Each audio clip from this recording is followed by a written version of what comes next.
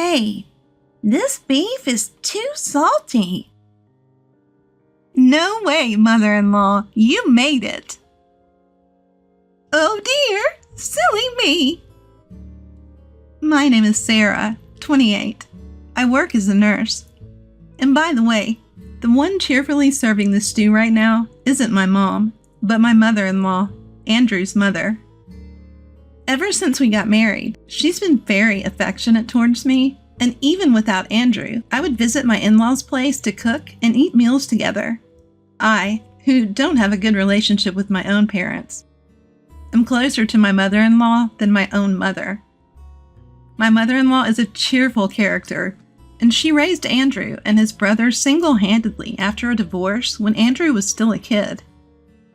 I remember being quite nervous when I first met her, because a married friend once told me, "In-laws are people you can never understand in your lifetime." But those fears vanished as soon as I met my mother-in-law. I've always wanted a daughter. We only had rough boys in our house.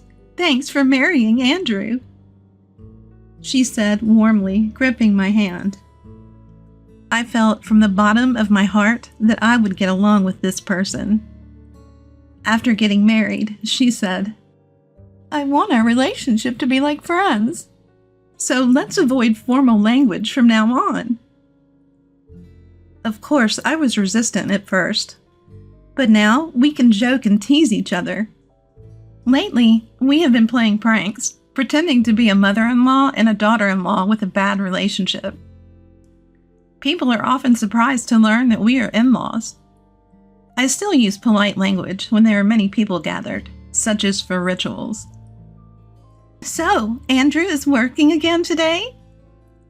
"Yeah, it's shift work, so I thought there would be almost no overtime, but he seems to be busy because of a shortage of staff."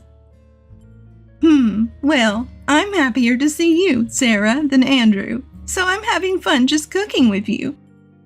She said such a happy thing. While we were chatting, my cell phone rang. Well, speak of the devil, hello. The caller was my husband, Andrew. He had said he would stop by his parents' house after work, and we would all have dinner together. "Oh, Sarah, it's me. Sorry, I can't seem to get away from work, so I don't think I can make it." "Again? You did that last time too. Your mother has been waiting and cooking for you." "Well, it's work, so I can't help it. And she's happier to see you than me, so I'll ask you to take care of her." With that, he hung up the phone, unilaterally. It's been like this lately. Mother-in-law, Andrew just told me that he can't make it again today. Oh, really? He completely neglects his family, just like my divorced ex. As we were fussing over it, a voice came. "Could you keep it down? I can hear you outside." The one who spoke was Andrew's younger brother, whom we'll call Tom. Tom, who's still single, lives with his mother in their family home. "Oh, sorry. Welcome home, Tom."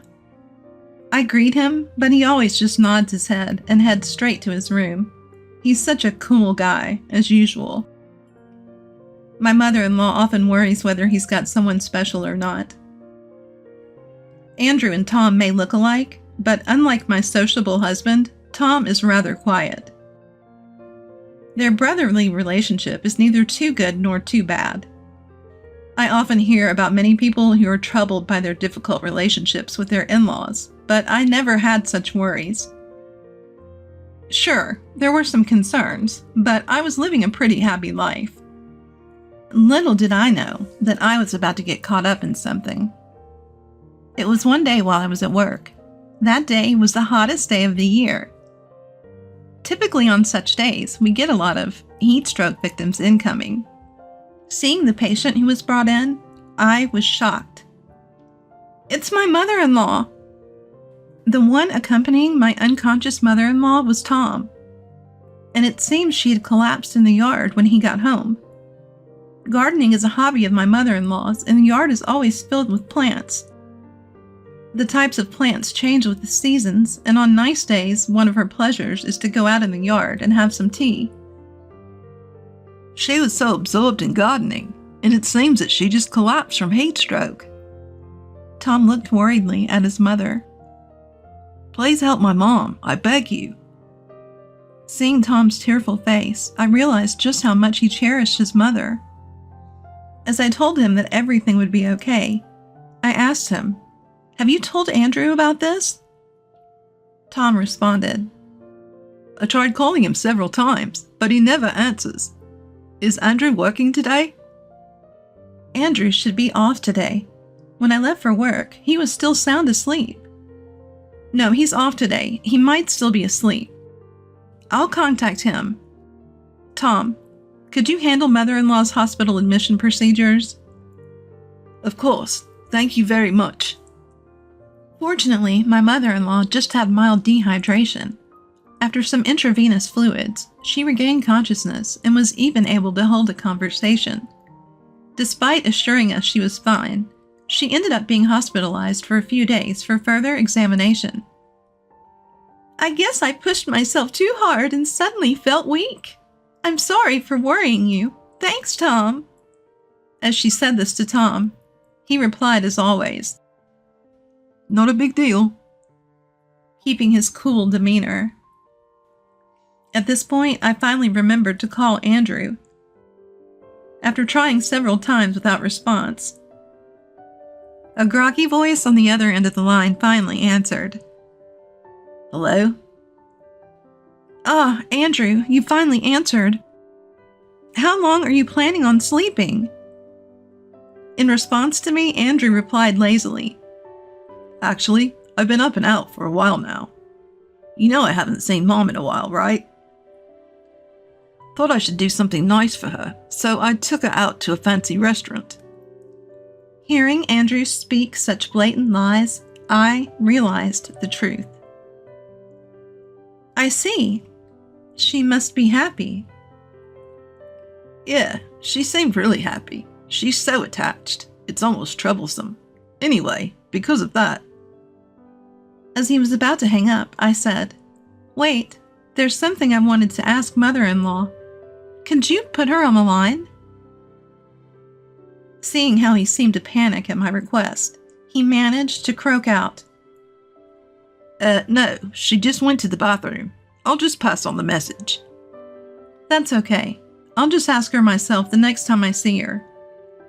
Are you coming home early today? Sorry, but I have to work after this. Tom tried calling me earlier too, but I figured it wasn't anything urgent, so I just ignored it. He said as he laughed before abruptly ending the call. I had suspected it for a while, but it became clear that Andrew was having an affair. And it seemed like he was deeply infatuated with his mistress. I could almost imagine flowers blossoming in his mind. I wonder which field of flowers he's lost in. I won't let him get away with this. He better be ready. From that day on, I began plotting my revenge. The day I was certain of Andrew's betrayal, I packed my belongings and left our home. I left my wedding ring and a note that simply read, "Be ready," on the desk. I rented a hotel room near my workplace and started commuting from there. I've always been one to have little material desire. I had a few possessions, and being a nurse, my salary was pretty decent. On my days off, I would often visit my in-laws, so I didn't spend much money. Ever since I got married, I haven't been able to save much for certain reasons. Though the idea of my money dwindling did worry me, I was planning on having Andrew pay back what was lost. Andrew got in touch with me the day after I left the house, which means he must have gotten home in the morning. He clearly doesn't take me seriously. I got multiple calls, but I ignored them all. When he realized I wasn't going to pick up, he started bombarding me with messages. At first, they read like, Sarah, you must have misunderstood something. I'm worried. please come home. It was my fault. But over time, they became more aggressive. Hey, respond to me. If you want a divorce, go ahead. You're the one who mentioned divorce, so I expect alimony. And then he would apologize again. Is he emotionally unstable or something? Reading his messages, I could tell he was getting desperate, so I decided it was time to take action. The following week, I visited the in-laws. Since that day, my mother-in-law had her tests, but no issues were found, so she was discharged as planned. That day, we had all gathered to celebrate her discharge. Thank you, Sarah, for organizing this wonderful gathering. I bought your favorite cake from the bakery you love, so let's eat it together later. When I told her that, she smiled joyfully. So, how are things with that matter? Mother-in-law asked so. All the preparations are complete. I can't wait. When I said that, I grinned. As I was having a pleasant dinner with my mother-in-law, the doorbell rang. Seeing the person on the intercom screen, her face turned serious instantly. Seeing her reaction, I immediately knew who it was. Come in! When my mother-in-law said so coldly, the front door opened and the person I'd been waiting for that day entered. Long time no see. It was Andrew, whom I had invited, insisting he come because we needed to talk. Of course, I had already told my mother-in-law everything. Upon hearing about Andrew's infidelity from me, she was furious. But when I said that I'd like her to wait a bit, given that this is a marital issue, she just apologized over and over about her son. Seeing her like this made me feel guilty instead. Sarah, why didn't you contact me? I've been worried all this time. It's fine. It's fine. Cut the drama. I think you know. But divorce is the only option. Of course, I'll be taking alimony. Once the topic of money came up, my so far mature husband reacted. What? Why do I have to pay the alimony? Sarah should be the one to pay. Enough about money, money, money. I wondered if his head was all right, but I thought I shouldn't get emotional to keep the conversation going. I calmly replied, well, you see, you're the one who cheated. You're obviously the one at fault, and you're obviously the one who should pay the alimony. But still. Seeing my husband mutter inaudibly, my until now silent mother-in-law finally lost her patience. Andrew, you've been spouting nonsense. Just hurry up and get a divorce and pay the alimony to Sarah. And don't ever come here again. If you do, I'll bury you in the garden. As my mother-in-law was about to say something outrageous, I stepped in to stop her. Stop! Stop! Andrew, aren't you ashamed to put your parents through this? Here, sign this right now. Saying this, I placed the divorce papers I had prepared in front of Andrew. He looked shocked. Perhaps he hadn't expected the talk of divorce. I was surprised that he thought he would be forgiven in this situation. Why did you come alone today? Didn't I ask you to bring her along? When I glared at him, he said, seriously, I did talk to her, and she seemed willing, so I brought her along. She's waiting in the car right now. I was irritated by my husband's mumbling, so I snapped. Just go get her. Understanding, he left and returned with a woman. Excuse us. A woman entered with a grating voice. Seeing a woman show up with such energy at her affair partner's family home and in front of his wife and mother, no less, I thought she was as usual. Hi there, mother-in-law. Nice to meet you. I'm Michelle. And long time no see, Sarah. Seeing me, she chuckled. You're as usual, Michelle. I'm surprised you haven't changed at all. This wasn't a compliment. I was talking about her personality, not her appearance. She looked like a proper woman in her 30s. But her clothes and makeup made her look like a high school girl. It didn't suit her at all. Really? That's so nice. Maybe it's because I go to a good beauty salon. As for you, Sarah, have you aged a bit? She looked at me, then chuckled through her nose. Andrew, my husband, had a surprised look on his face when he saw Michelle and me. You two know each other? Yeah, we were classmates in high school. Haven't seen each other since we graduated. But who would have thought we'd meet again like this? When I answered, Andrew for some reason seemed relieved and said something outrageous. Oh, come on. You could have said that sooner. If she's your friend, there's no alimony, right? That's good news. My Princess Michelle. Seems like I won't have to pay a dime. His ridiculously foolish statement left me utterly dumbfounded. No, we're not friends. And did he just call her princess? Gross!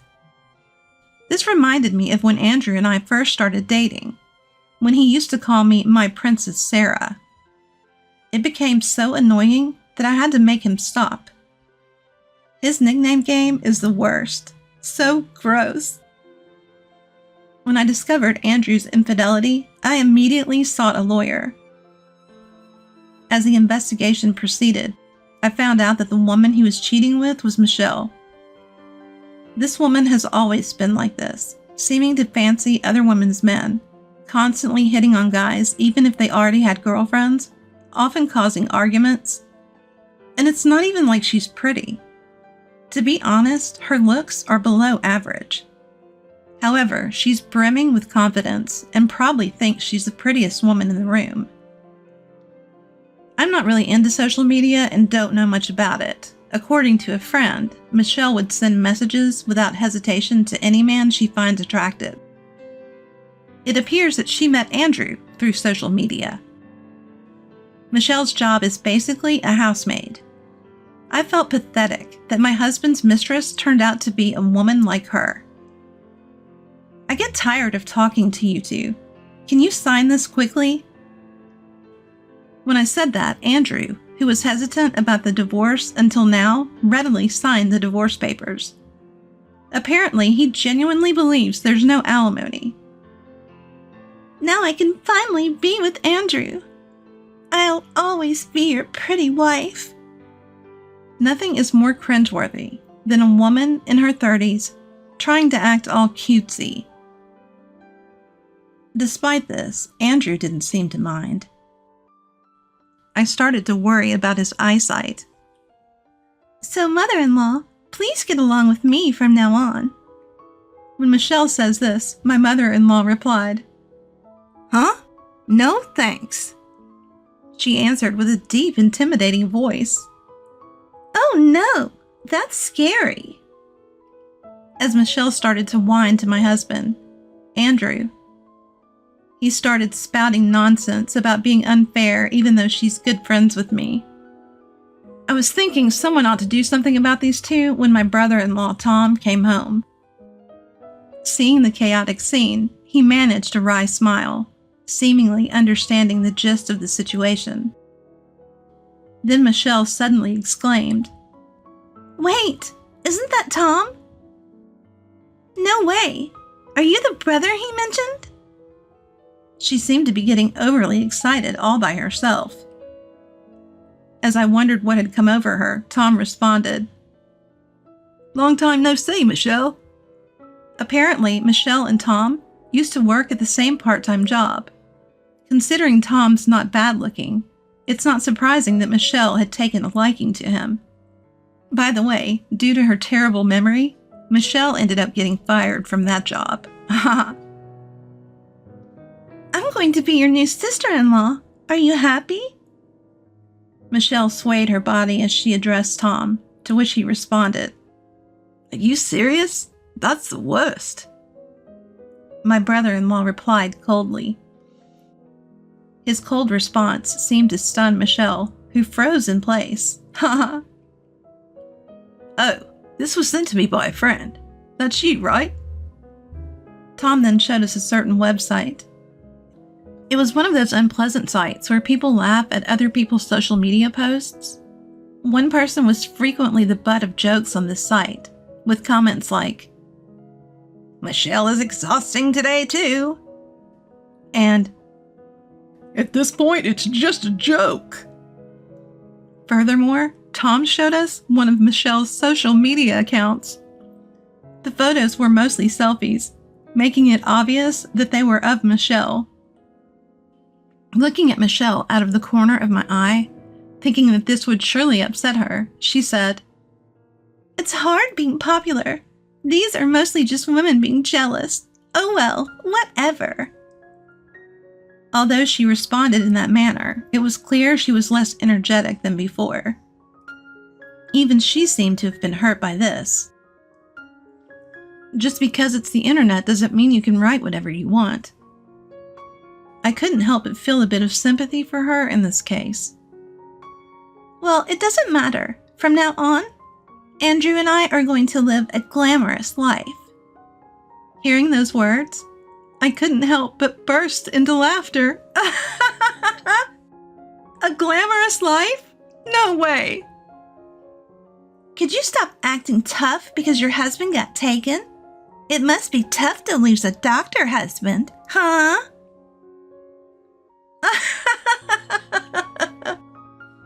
At Michelle's words, we all burst into laughter. Wait, when did Andrew become a doctor? Congratulations! I was laughing so hard that Michelle looked utterly bewildered. Apparently my husband had posted a picture of the hospital where I work on social media, along with the words, "Another hard-working day." I remember he used to come pick me up after work. The post was meant for me, but she somehow misinterpreted it as Andrew's workplace. The equation of hospital equals doctor made me burst into laughter due to its simplistic nature. But Andrew was always generous with money, and even took me to a fancy restaurant the other day. He also paid for my spa appointments. As Michelle continued, it was clear she was starting to panic.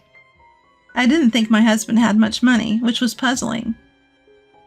When I asked him about the source of the money, he let out an astonishing revelation. "I used Sarah's credit card." Even if we're family, using a credit card in someone else's name is illegal. But my main card is still in my wallet. I used it to pay for a hotel just the other day. So whose card did he use? As I was wondering this, he returned the card. "Well, what's done is done. Besides, we're still married." "Look, this is a family card. It's your card." He must have forgotten, but we got this family card when we got married because there was a campaign to increase points. I have my own card, so I've never used it. Therefore, of course, the payment this time was from his account. "You still have your severance pay from your previous job, right? You'll figure it out." As I said this with a smile, his face turned pale. He used to work for a fairly decent company. His diligent work was valued, and he even became a team leader. However, after being married for a while, he suddenly quit his job. He claimed the reason was me. As a nurse, I often worked night shifts and sometimes earned more than him. This apparently hurt his pride, and he started saying things like, "If Sarah's making money, I don't have to work, right?" But I didn't mind that at all. My husband Andrew did help out with the chores around the house, which was beneficial. However, it was indeed tough having to bear the cost of living all by myself. Almost all my salary went towards living expenses, and I had no room to save. Andrew always made up some excuse to avoid visiting my in-laws' house, probably because he didn't want my mother-in-law nagging about this issue. I was naive to think that he would someday find a steady job. Desiring some pocket money, Andrew announced, "I got a job." He started working part-time at a convenience store near the train station and has been promoted to team leader. Listening to my story, Michelle muttered, "Convenience store? Team leader?" She was mumbling something under her breath, then suddenly stood up, exclaiming, "You've been lying to me! You're the worst! I'm going to sue you! I'm leaving!" She ran off like a scared rabbit. Watching her retreating figure, I thought to myself, "It's you who's going to get sued, sorry to say." I muttered so in my mind. After the storm passed, the room was eerily silent. Breaking the silence was, "Well, that's how it is. Sarah, let's get along from now on." It was my silly husband, Andrew. I was dumbfounded at his stupidity. When Andrew tried to put his arm around me, my former judo team captain brother-in-law, Tom, performed a beautiful throw on him. When I saw my mother-in-law exclaiming, "What a throw!" I had to stifle my laughter. Andrew apparently had some judo experience, but he looked quite foolish, taken by surprise. As for what happened after, I quickly filed for divorce. Andrew paid me alimony from a term deposit that had matured before we got married. He showed up at my workplace once after the divorce in a pitiful manner, but after I threatened to call the police if he showed up again, he never did. I thought about claiming damages from Michelle as well, but honestly, I didn't want to deal with her anymore. I didn't need to do anything. I knew she would face hardship in the future. During a consultation with a lawyer, I learned something about Michelle. About the woman your husband cheated with, we've received consultations from other people as well, and I believe she will definitely be punished. Apparently, Michelle was involved with many people, not just my husband, and there were over 10 victims, including people whose marriages had been ruined or who had lent her money and been run out on. She definitely needs to pay for her actions. A few days later, a friend from high school showed me a viral video on social media where victims were gathered in front of Michelle's house shouting, "Give back our money!" and "We'll never forgive you!" It became such a scene that the police had to be called in.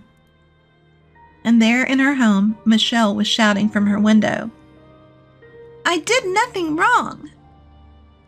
What surprised me was that my ex-husband Andrew was among the crowd of victims.